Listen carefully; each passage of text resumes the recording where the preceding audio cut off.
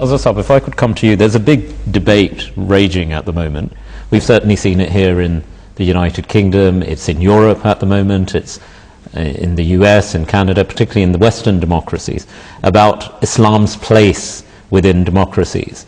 You see this challenge being made by some on, coming back to Jahangir Saab's point, that if a country allows you to practice, propagate your faith and profess it quite openly, yet there's some challenges being made. No, we want now Sharia law to be prevailing in a lot of the Western countries.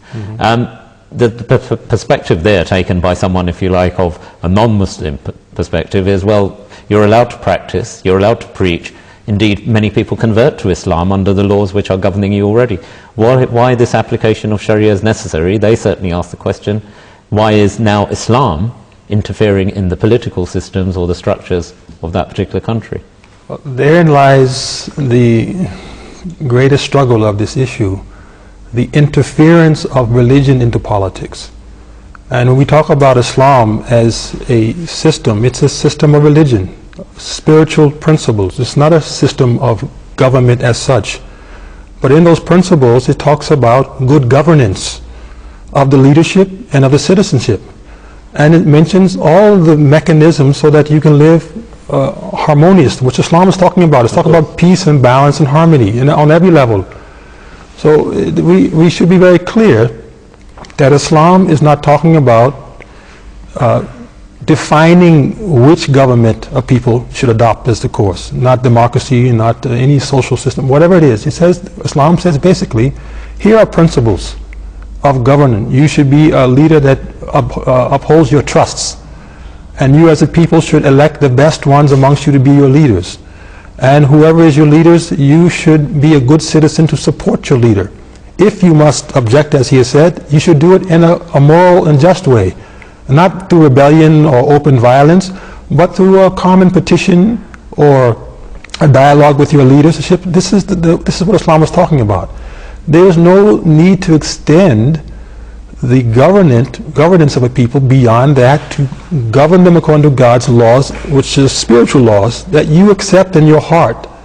And once you accept in your heart, then they apply to you. If not, la ikraha fi din, you cannot force someone to follow a spiritual law which they don't believe in. Of course. How can we do it? If we allow that, and as a Muslim, I've traveled into India, I would not want the Hindus to say the same thing. Now let it be a Hindu government, Hindu law, Hindu outlook.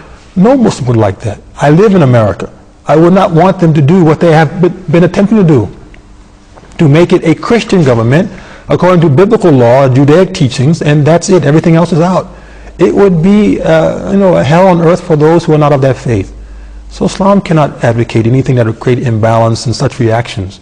It unfortunately is the minds of those individuals who believe this is the way to create peace, by enforcing spiritual laws on people when they're not even spiritually inclined toward the religion, as opposed to just sharing from our scripture good laws of governance and citizenship, which can influence everyone. And as you've always said, others have already adopted them.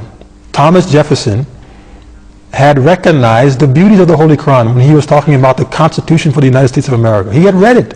Benjamin Franklin, they were aware of this book, and they appreciated the laws of governance in it, and they began to implement them in the U.S. system.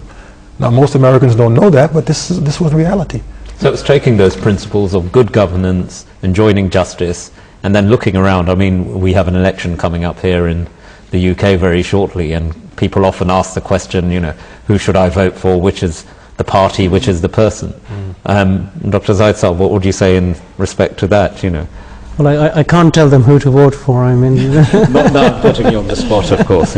But of course, Islam gives us a complete code of life, and as my distinguished brethren have said, that one thing that we will find is that loyalty, and no matter what government comes into place in the UK, they will always find that Ahmadis will be always loyal to the leadership of the time, and we would expect them to rule us with justice and with equality. And if they keep these principles in mind, then it will be a successful government. And of course, as Asab pertinently points out, that the beautiful teachings of Islam and the Holy Quran form part of the outlook that we see in the political world today in some respects.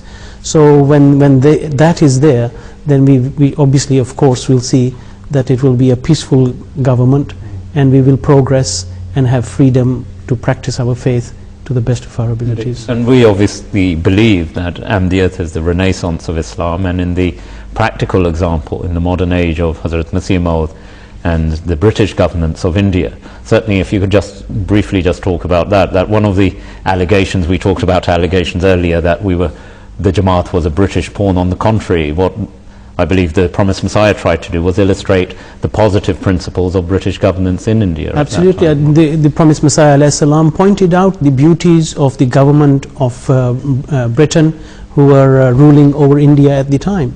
And he said that this is a government who allows you to practice your faith without any hindrance. So from that aspect, he said, this is a government who should be supported. But in no instance did he ever say that he was supported by the government in any respect. He was not made financially any better by the government of the time. On a spiritual way, the Christian government, what did the Prophet ﷺ say? That Jesus ﷺ, their founder, who they say that the Son of God, had died and had died a natural death, and not even on the cross. Church of England. So that was the crux of their faith, of the rulers of the time. But that was a religious debate that the Prophet ﷺ was portraying. And if he was ever a seed, a plant of the British government, they would not have allowed him to come out. What a beautiful example. I think the questioner put in secularism and, is there a place for religion in politics? And they're in a very living, practical example, coming back to the point Azhar Saab made, that there was a fundamental mission of Hazrat Masih Maud, which he fulfilled, despite the governance of the time, yet he was still able to articulate very clearly, for the benefit of all Muslims, indeed all citizens of India, that there are positive principles to appreciate from the governance above them. But in no way did that dilute, if you like, the challenge or his mission. Absolutely showed his loyalty to the government of the time, who obviously were not a hindrance to the propagation of Islam and the renaissance of Islam that Hazrat Masih Maud had a mission to carry out. Gentlemen, thank you. I think again, Dr. Saab, I think we've answered the question quite comprehensively, but if there are other questions you have from the answers you've heard, please remember the email once again is faithmatters@mta.tv. That's faithmatters, one word, at mta.tv, and the fax number is 44 for the UK, 208 687 8037.